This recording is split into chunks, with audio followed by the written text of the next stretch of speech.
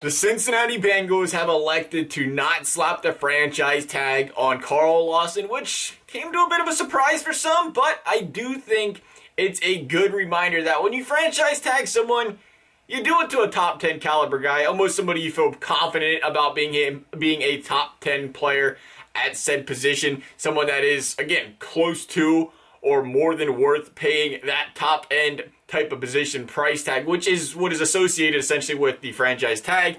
And I'm not too sure Carl Lawson is in that guaranteed type of ballpark. He's a solid player, a very solid player that brings an added dynamic to this Bengals defense, but he's no 25-year-old Carlos Dunlap that you must keep at all costs.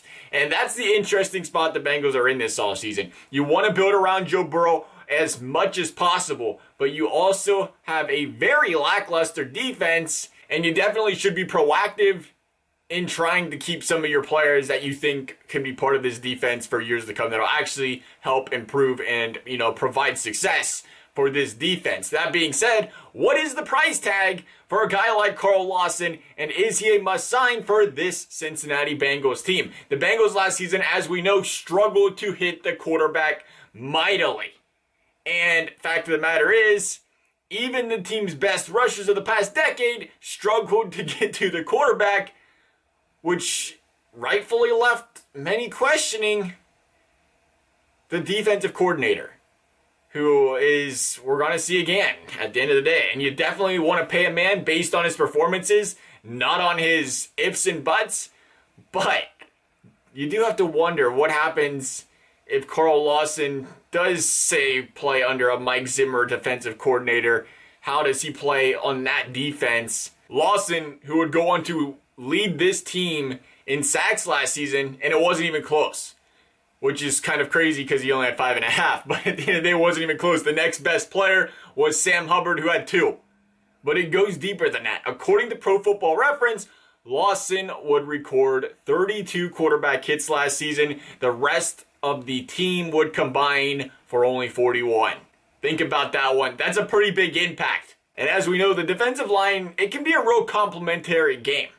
Unless you're, again, an elite of the elite, your numbers are going to take a hit when you're literally the only player on the defensive line putting pressure on the quarterback and the only player they're worried about slowing down. With a healthy DJ Reader and hopefully Geno Atkins, that could, help Carl Lawson. I keep wanting to say Carlos Dunlap. Carl Lawson's case here a little bit, but what would really help him is getting a second solid edge pass rusher, because as we know, it's a lot easier for the quarterback to go out there, scramble away out of the pocket one direction or the other when, even if you got Carl Lawson breathing down your neck, there's absolutely no penetration on the opposite side of the line. Just roll out there, create some time, and that's what you see happen. Overall, I think Lawson's a guy that can give this team 8 to 12 sacks consistently on a top 10 defense. But again, the Bengals are far from that right now. They're looking at another hole in coverage, it looks like, if Jackson doesn't get re-signed. And Hubbard being the opposite guy on the edge right now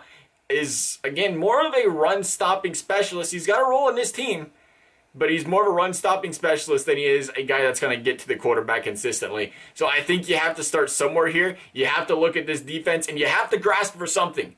Lawson's going to be 26. He can give you 5 or 6 more years as an above-average pass rusher. The only guy you currently can say that about on his defensive line. So I think you need to sign him. I think you're looking, again, $11, $12 million a year for the 4 to 5 years range. That would put him, right around the top 20 defensive edge rushers in the league sort of range there, which I think is reasonable.